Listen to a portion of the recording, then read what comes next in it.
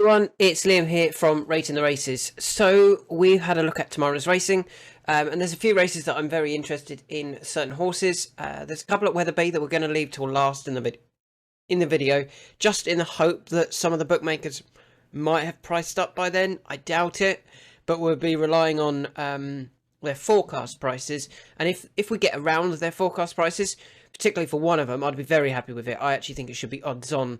And not the 7-4 forecast price that it's currently got. So let's go through the ones that we do have odds for, and we'll come back to those at Wetherby. Starting off, looking at the 2 o'clock at Sandown tomorrow, which is a 2-mile handicap chase. It's decent prize money, 26 grand, so it is a race that's worth winning with horses that aren't going to be world beaters, and that's what Dan Skelton has with Etalon. He's a good horse. He's not a world beater. I wouldn't be backing him at the Cheltenham Festival. I don't see any reason why they would be looking after him here. They're trying to win this. They're trying to get Harry more points for that Paddy Power jockey's title thing that they're doing. Comes back to Sandown. Obviously, he won at Sandown in February 2024. So this time last year, it might even be this. No, it's not this race. It's a couple of weeks' time. He won it in 2024 off a mark of 131. He runs tomorrow off a mark of 135, but he beat Gunsight Ridge that day by 9 lengths. Now, Gunsight Ridge does reoppose and is one of those that's supposedly a danger. Now, Gunsight Ridge is actually 7 up from then. Etalon is up 4. Etalon went off 4 to 6. There should be no reason Etalon doesn't beat Gunsight Ridge again on that running. Now, obviously, his recent form hasn't been as good, but I think they were expecting a lot more just a couple of weeks ago when he went to Windsor for a good race, good prize money, another 26 grand race, and was sent off 5 to 1. Harry was on. Fergus was on Unexpected Party with the aim of getting that one dropped a little bit for the Grand Annual. Harry was on Etalon, and it went wrong at the 7th. They fell. He only went off 5 to 1 that day. I think that was third favourite behind Matata and Sons Bruet. Clearly, a lot more was expected. Clearly, he's okay to be coming back out so quickly, 13 days. And we also have a form line last season in December of 2023 with Martator. Now, he beat Martator. They both went off 3 to 1 joint favourites. He beat him by 4 3/4 lengths, giving the horse £3. He was rated 120. Martator was rated 117. This time, he's going to be getting £15 from Martator. So he's beat Gunsight Ridge comfortably at the course and is better off at the weights. He beat Martator at Newbury back in December 2023, and he's much better off at the weights. I don't really feel the others are good enough to beat Etalon, and I feel that this is a race that Harry's gone, can we go and get some points for the Paddy Power Jockey's title? What price is he available at? Let's have a look. Sandown 2 o'clock. Currently available at 9 to 4. And the fact that we can, almost say on form line, second and third favourite can't beat us, or shouldn't be able to beat us. I think 9 to 4 is actually a nice price. I think he might even go off a little bit shorter than that. I think he could end up being like 6 to 4 come race time. Because I think everyone will latch on that this is where he's going to thrive. And one other final thing about him, when he beat Gunsight Ridge here last year, he made all the running. When he beat Martator at Newbury, he made most of the running. This season, different tactics. They've been trying something different. They've been trying to drop him out. It hasn't been working. I have a feeling back at Sandown, they're going to go, all right, let's go and get a win into him now. And they're going to go forward. And I don't think they'll see another rival. So that's Etalon in the first, or in the our first selection at Sandown in the 2 o'clock. Moving on to Musselburgh. Now, I looked at this race and instantly I was caught. My eye was drawn to Affordil. Obviously, we've been a big fan of Affordil.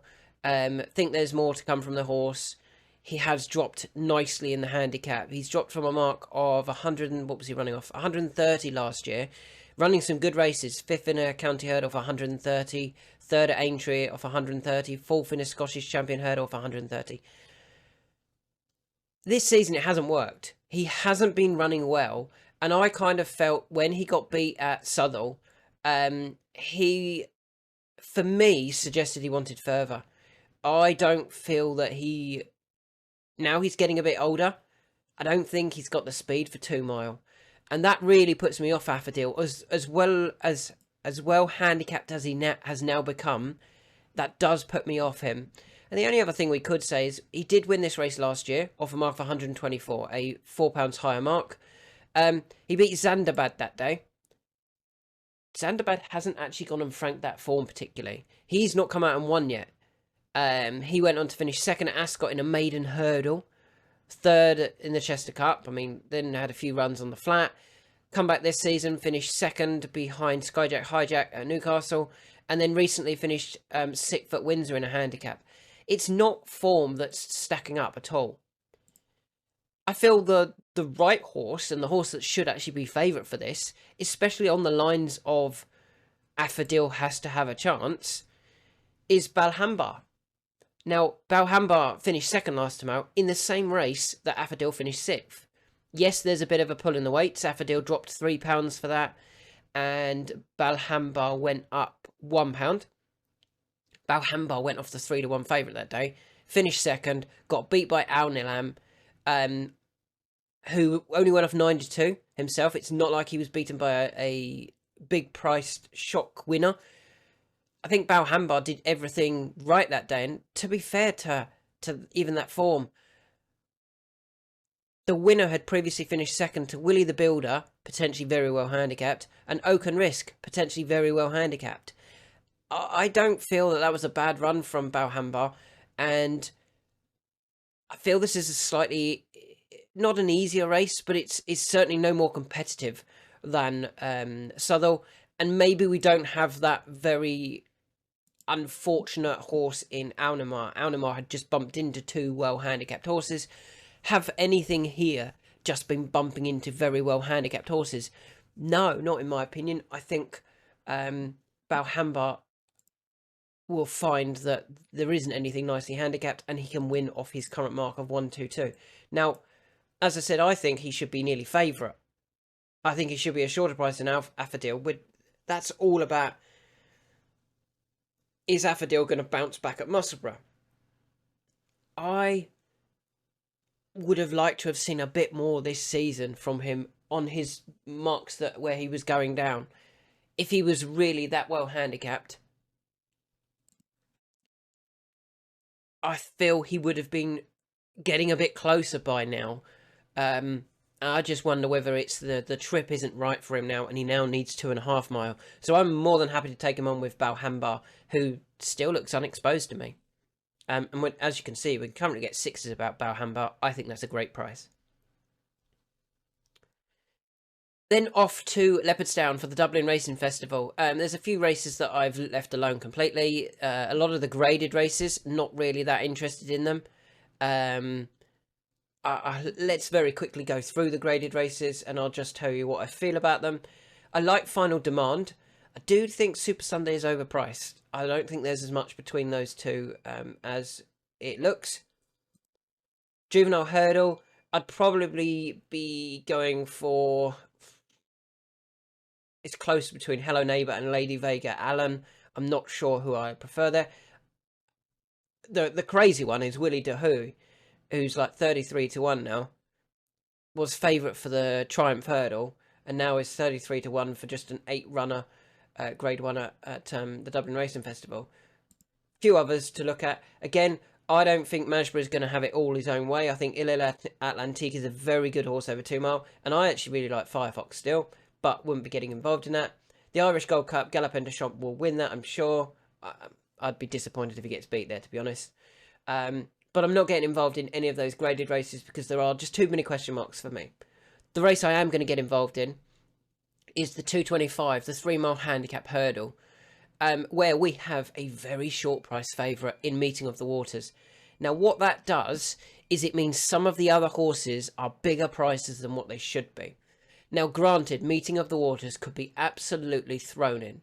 Bearing in mind we actually really like him for the Ultima. If he turns back up in the Ultima, I think he'll run a really nice race. Off a mark of 148. Over hurdles, he's only rated 112. But he was beaten off a mark of 112 over hurdles. He was beaten off a mark of 112, or he was comfortably beaten in a novice hurdle, finishing way behind. I just feel that he's just a very, very poor hurdler. It's not that he's well handicapped. He's just average as a hurdler. He needs defences. Now, so therefore, I want to take him on over hurdles. And I want to take him on with... I should have looked up how to pronounce this. Let's go, and I'm just going to go and do that. I'm going to pause my video and find out how to pronounce that. So I looked it up. This is Goy. And they didn't have this word. Choi. Goy Choi. This is the horse that I'm going for.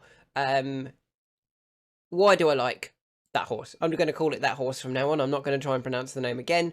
It is a really tricky one. Why do I like this horse? Okay, finished second in this race last year. Off a mark of 129, got beat by Maxim. I really like that form because if you've been following my videos, you know I had suggested Maxim was a really nice horse. One that I was keeping an eye out for, kept backing him multiple times. I actually didn't back him at the Dublin Racing Festival last year, and he went and won it, didn't he? But I'd been backing him for like the Potemps final, said that I felt that that horse was there to win. And the other thing we've got to remember about Maxim went off 7-4 favourite for that race in 2023, then went off 28-1 the following year, off a £1 lower mark. We definitely should have been on that. I can't believe we missed that. But with that in mind, maybe that wasn't a shock result, getting beat by Maxim. And I don't feel it was. I think that was a really good run from Goy Choi. And to be fair, he did come out and win again, did Maxim. He's now rated 149. He was winning off 137. So our horse, who is up £4, ran a really good race to finish second there. That came off the back of winning in the December Potemps qualifier, beating Farouk Delen. This year, they've done it slightly differently. I feel that they returned for a race on the flat, ran okay. Then went 2.5 mile for a listed handicap, again, ran okay. Stepped up last time for a 3 mile handicap. I don't feel that was their number one target. I feel their number one target was definitely coming back here to Leopardstown. And even to be fair, he finished 4th. He didn't run bad. Yes, he got beat by a couple of these in Flicker of Hope and Backer's Back Me, Sack Me. I guess it's said. Sorry for the awful pronunciation of these couple in this race. But with that in mind, he got beat by those. The winner, Flicker of Hope, is up 9. Back Me, Sack Me is up 5. Our horse stays the same. That'll bring them much closer together anyway. And we're going back to Leopardstown. We know he likes Leopardstown. He's got some really good form at Leopardstown. He's won twice, he's finished 3rd, and he's finished 2nd at Leopardstown. If we can get these JP pair, the JP pair at the front beat, I would be disappointed if Goy Chul wasn't one of those that was right up there towards the finish. I'm hoping that the JP horses are just not as well handicapped as they looked, or they're just very moderate over hurdles, particularly Meeting of the Waters. Obviously, Meeting of the Waters could absolutely walk this, but I'm hoping that Goy Choi is the one that we can get it beat with at 14-1. We go back to Musselburgh for our next race, which is the 250, the Scottish Champion Chase. Scottish Champion Chase over 2.5 mile. Never like that when they call it a Champion Chase. They also have, do they not have the Novice Champion Chase, which is over 3 mile at Ayr? Champion Chase has to be 2 mile. But anyway, who do I like for this race over 2.5 mile? The Scottish Champion Chase, which is a handicap. Marble Sands. I really like Marble Sands. I don't think he's done anything wrong this season. He's finished 2nd last time out behind Martator. I'm just having a look on my other screen. No, behind Springwell Bay. And third, the time before that, behind Frere Bombu and the Changing Man. Now, they beat Some Scope that day, who's since come out and won. So if we go through his form, some of his recent bits of form for Marble Sands, he beat Colonel Harry in a intermediate chase over 2.5 mile. That's good form. I know some people think that Colonel Harry is going to go really close in the plate. He then finished third over 3 mile, which probably just tested his stamina a bit, but he got beat by Frere Bombo and the Changing Man in front of Some Scope. So we had obviously highlighted Some Scope, said that he was very interesting. Keep an eye out for him. He did win the next time when we went and backed him over 3 mile. The Changing Man has since run well again. He keeps finishing second. Does look a little bit maybe unreliable, or is he bumping into horses? Frere Bombu was one of those that was very well handicapped. They just needed to find his trip, and they did eventually find his trip over 3 mile. So that was a good effort from Marble Sands to finish third, in my opinion, in a race that maybe it was too far as well. He then went to Cheltenham for a 2.5 mile handicap chase. He got beat by Springwell Bay, the joint favourite. Nothing wrong with that. Springwell Bay came into that off the back of good novice events, having finished behind the likes of Highland and Resplendent Grey. He then finished behind Django Bay. Django Bay obviously runs tomorrow and could really frank that form. They were in front of Caldwell Potter. Springwell Bay was probably just perfectly handicapped to beat Marble Sands, and he did beat him. Now, Marble Sands dropped £1 for that, and I don't think there's a Springwell Bay. I don't think there's a Frere Bombu or the Changing Man in this race. I think back up north against the northern opposition, I don't feel any of these are as well handicapped as some of those that Marble Sands has been taking on. And with that in mind, I think Marble Sands is the one to beat here. And if we have a look, we go to the 250. I thought he'd be favourite. The Kaluki Kid. I'm really surprised at how short the Kaluki Kid is, to be honest. But I really like Marble Sands. I think he's going to run a huge race. You can currently get 5s and 11-2. We're going to say 9-2 because they're both potentially outliers. 9-2 about Marble Sands. He's also won over course and distance. Another big positive. And when he won over course and distance, he was winning off a mark of 141, comfortably beating Glory and Honour. He's only running off 143 here. And yeah, he comfortably won that day. There's no reason to suggest that he doesn't run another really big race here. Back in possibly slightly easier races than what he had been running in. So that's Marble Sands at Musselburgh. We're now off to Sandown. We go back to Sandown, and we're going to stick with one. Purely on the basis that I'm hoping he gets over those railway fences. Indoor. As you know, I said Indoor was one that I was really keen on last time out at Ascot.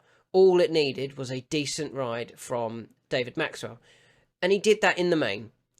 He managed to track the 2 horses that were in front of him. Got a gap at the nice time. Kicked away. Made a interesting shape at the last. It almost looked too big. I got a little bit worried. But he comfortably won that day. Yes, he's up £8. I still think there's so much more to come from Indoor. I really do. I think he's massively progressive. I think he could be a 140 plus horse. It's all about getting him to jump these fences under David Maxwell. If he does, if he gets round and he hasn't made a mistake and he's kept the horse relatively in touch, I think he'll beat these. I really do. I just think he's a very, very progressive horse. The one I will be watching, and I'm hoping he doesn't win tomorrow, I'm hoping they're lining it up for something, is Chan Bleu. So just going back to Indoor, you can currently get 11-4 about Indoor. I think that's a fair price about him. He's almost... I'd make him 6-4 if Gavin Sheehan was riding it, or Harry Cobden, or Harry Skelton, or Jack Tudor. I think he's 11-4 because David Maxwell's on board. Really do. The horse that as I said, I'm watching is Chan Bleu. Now, I'm still a fan of Chambleu. I don't think the Skeltons have really... they never quite got the best out of him after he fell in the Charlie Hall a few years ago.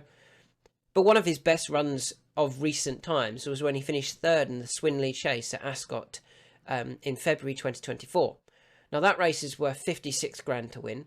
He finished third off a mark of 143. He's currently down to a mark of 147. There's absolutely no reason to be winning tomorrow.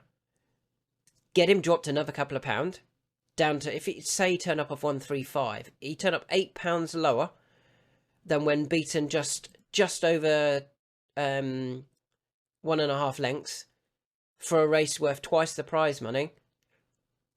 That's what you do with him. So Harry Skelton tries for everything on Etalon, and he gives nothing on Chambleu. And they can turn up at Ascot in a couple of weeks' time and take all of the beating there. So we're going for indoor, and we're taking on Chambleu. Moving back to Leopardstown, the one I like here is My Mate Mozzie. Now, I'm quite a fan of this horse, to be fair. I thought he was going to be significantly shorter than what price he is. I think he's just shy of graded company, My Mate Mozzie. He is currently just about getting supported now, isn't he? Look, you can see that what's available. 5s is available. I think that's a fair price. On the basis of, last time he ran over hurdles, or over jumps, it was a hurdle race. He finished third off a mark of 144, beaten by Nürburgring, who we obviously highlighted, and Nadawi. I think both of those were well handicapped. My Mate Mozzie ran well for a long way, probably went a bit too hard.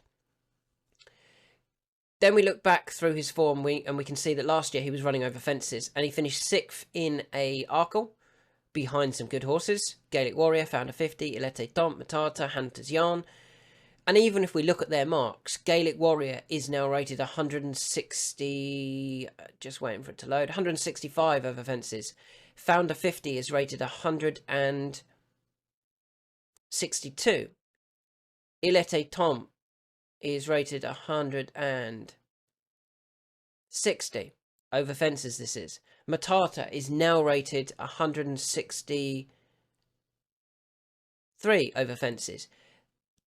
The front 4 are all rated 160 plus over fences. I think I just said that right. 6th place was My Mate Mozzie. Nothing wrong with that.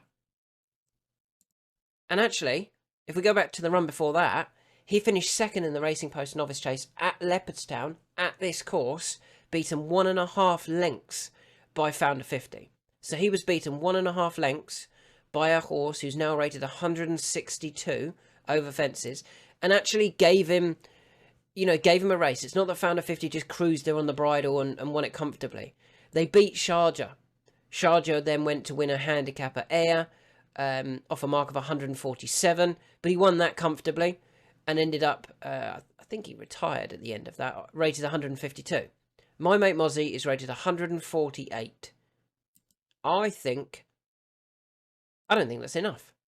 I think he's a 150 plus horse. And the fact that this is quite a close-knit race, I think Sham Valley Kid wants a bit further. I think My Mate Mozzie is going to take all of the beating here. I really do. This is his right trip.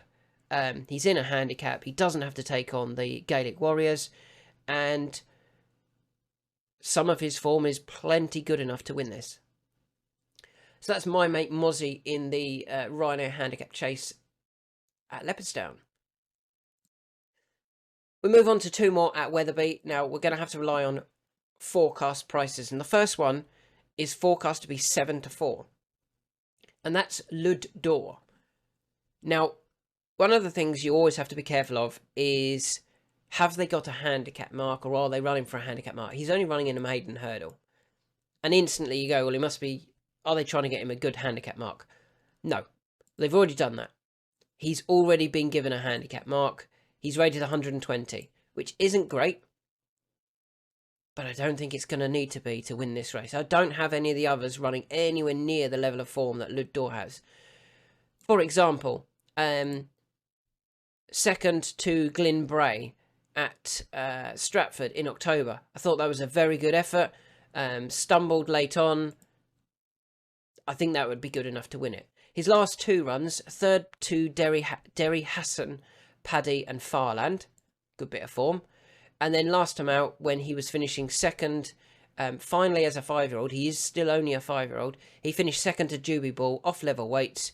Juby Ball had previously won a bumper, beating Phantom of the Points, and then finished second in a bumper, beaten by 6 Mile Bridge. Well, 6 Mile Bridge has since gone and won a Grade 2, beating Pontus Charm comfortably. I mean, there's so many positives about that Juby Ball form, that the effort finishing second to him by Lud Dor, I think that was a very good effort, to be fair.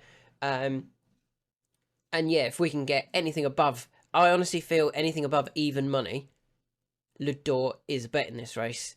I don't have any of the others running anywhere near that form. The other, another horse that does have a handicap mark, Schooner Bay, only rated 110. Lud Dor is rated 118. I don't see that one beating him. I don't know who else in this race could actually get close to him, to be honest. So yeah, if we can get anything above even money about Lud Dor, he will be a bet for us at Wetherby. And finally, another one at Wetherby. 2 that I'm watching. So again, I'm watching one for another race, and I'm going to back one. The horse I'm going to have a bet on is Mr. Branmley, who I felt went too early last time out. In a race that we didn't mind him going early, because he ended up setting it up lovely for Zipko, who was one of our big price recent winners. Second that day was the Noel Feely and I can't remember his name, Dave Cross partnership, Mr. Hope Street. Again, I feel he was he'd been aimed at a good handicap. Mr. Bramley finished 3rd. When kicking on definitely too early. If he is given a slightly more conservative ride, they don't go for home too soon, I feel this is an easier race. He only went off 9-2 for that race. This looks an easier race for me. Only a 0 to 130. He's forecast to be 4s. Again, if we can get 4s about him, I'd be very happy with that, to be honest. I think he will be... I think he'll take all of the beating, to be honest. And we're back at Wetherby. The last time he ran at Wetherby, 2 runs ago, he was beating Huvari, winning at Wetherby. So the horse has won here. I think it's an easier race. He went too early. He got beat by the right horses. He's still unexposed. He's still lightly raced. And I think he's a better price than... If we can get around 4s, he'll be a better price than what he should be. Let's actually just double check very quickly to see if we've got any of those. They are the 133 and the 243. I doubt any of the bookmakers priced up yet. I mean, it is tomorrow, the racing. Come on, guys. Nothing there. Oh, here we go. 7-2 about Mr. Bramley. That will be fine. If we can get 7-2 across the board, perfect. Hopefully, because William Hill were first up, some of the others might go a little bit bigger. The horse I am watching is actually right down the bottom here. Joyeux Merchan at 40-1. I really hope he doesn't win tomorrow. That would be gutting if he wins for us. If he wins tomorrow, because I'm just wondering if they might be looking at something like the Martin Pipe with him, and that's why Harry's riding tomorrow. The Martin Pipe, I think, would suit in terms of trip, particularly as he was a good horse for his previous trainer, Mr. Paul Nolan. He was he ran some really nice races, including the likes of... He went off 4-1 once for a Challow Hurdle when he pulled up behind Hermes Hélène. He was 3rd in the pocket in a maiden hurdle. He beat Effinok Fizz in a novice chase. He finished 2nd to Manila Crooner, not beaten far in a listed chase. He went off 11-4 for a novice chase grade 3 when falling. He's got some really nice form. Okay, it hasn't worked so far for Dan, but Dan's been running over the wrong trip. Over 2 miles. That's the wrong trip. I mean, last time he sent him for the Unibet hurdle, he was never going to get involved in that, was he? Yeah, he's just one that... This is a better trip for him. I'm hoping we don't see a load of money for him tomorrow, because this race isn't worth anything for the Skeltons. It's only worth 8 grand to win it. Harry's not there to ride, as in Harry Skelton isn't there to ride, so we won't get any points. I just wonder whether they might be trying to get him to go okay and get him in the Martin Pipe with Harry to take the ride, knowing what to do. And then, you know, over the right trip, he could be interesting, but not tomorrow, hopefully. Hopefully tomorrow it is all about Mr. Bramley being given a slightly more conservative ride. So they're my horses for tomorrow. Quick recap. Etalon back at Sandown. Harry's got to get some points for the Paddy Power Championship. He's got weight pulls with Gunsight Ridge and Martyr that he's beaten before. I don't see any reason why he doesn't take all of the beating. Balhambar, I think, should be favourite, not Affadil. Affadil hasn't done enough this season to warrant being favourite. I know he's back to the course where he's won twice. Balhambar beat him last time out, and I think he'll confirm those places again over this 2-mile trip. Affadil, I feel, wants 2.5 now. Goy Chul, I've changed his name again, haven't I? I feel bumped into a very well handicapped horse last year in Maxim, and back at Leopardstown, they've been very careful this year. I'm hoping he's a big price as the market is being made up by Meeting of the Waters. Marble Sands back at Musselburgh. He's also won here before. This doesn't look any harder, or this looks an easier race in my opinion than last time out. And even the run before that where he was third, it was a very good effort. Probably over too far. This 2.5 mile trip is spot on for him.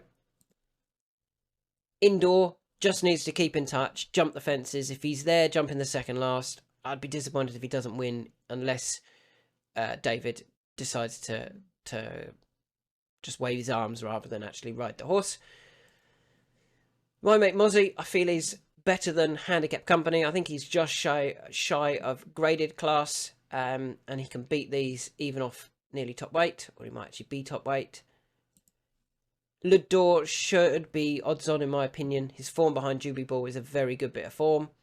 And finally, Mr. Bramley to be given a slightly more conservative ride. Don't need to go so hard from the front. And this looks an easier race for me than last time out.